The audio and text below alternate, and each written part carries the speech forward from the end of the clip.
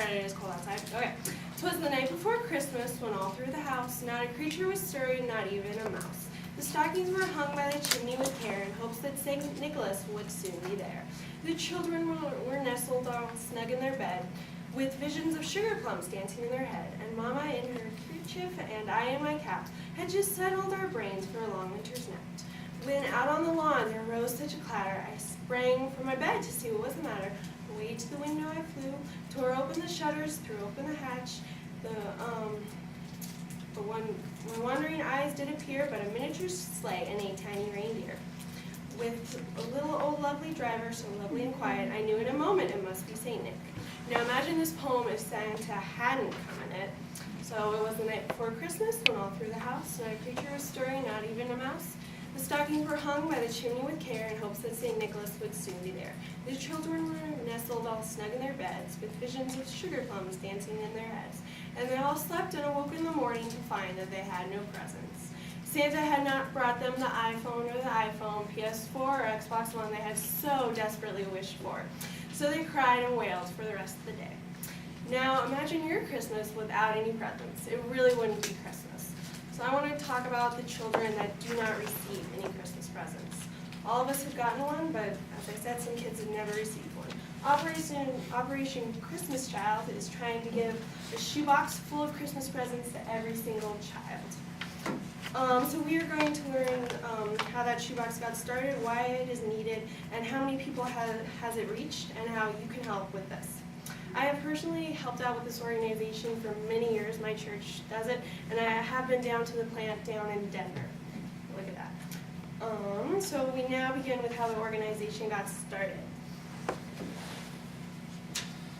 Okay, so according to the One World missions, 32% of the world's population have had no opportunity to hear the gospel. This is the 1040 window.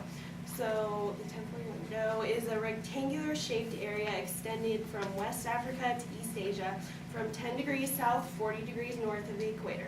Nearly 4 billion people live here, including 90% of the world's poorest of the poor. It is estimated that 1.6 billion of these people have never had a chance to hear the gospel, not even once. So that is why this is so desperately needed. We're mostly sending all of these shoeboxes to the 1040 window. So we also learned why this organization is so important for the world today.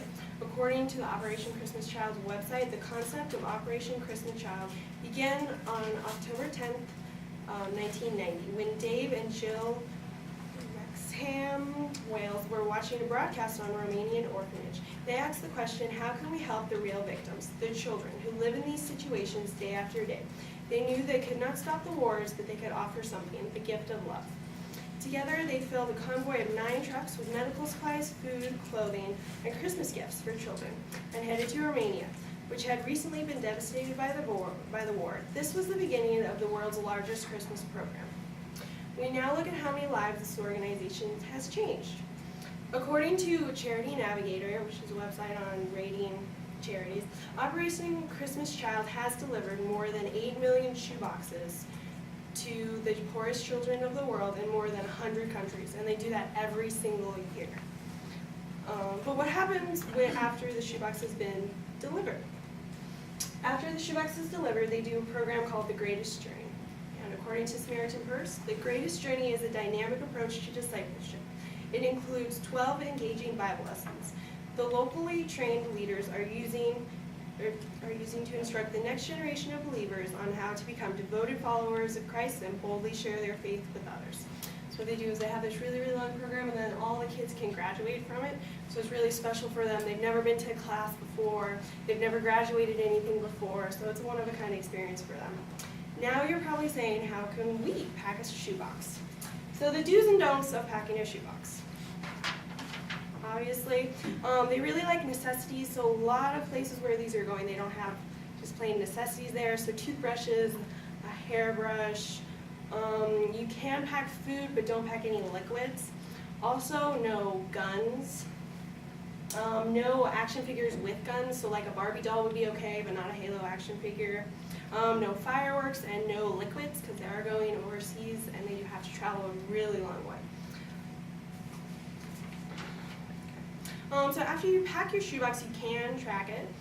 And let's look at how the shoeboxes actually get to the children.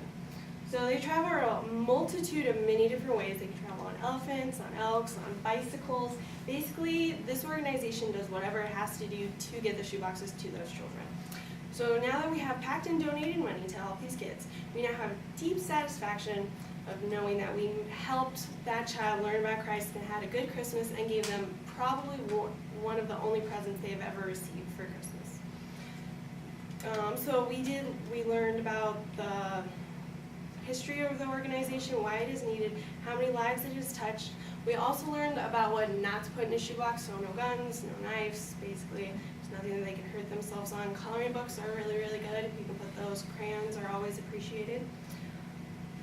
So according to NBC, it's all part of Samaritan's Purse worldwide effort to bring millions of shoeboxes to kids who might not otherwise get a gift. Shoeboxes full of small gifts are currently being collected for children all over the world.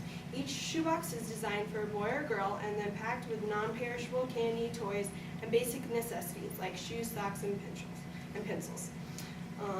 So how you can help is you can go out and buy a box of crayons, pencils, something that you think everybody has but a lot of children don't have, and then go to your local church and donate it. So imagine this, it was the night before Christmas, when all through the house not a creature was stirring, not even a mouse. The stockings were hung by the chimney with care in hopes that St. Nicholas would soon be there. The children were nestled snug in the beds with visions of sugar plums dancing in their heads. When the children awake, they will find a shoebox filled with necessities and the Word of God.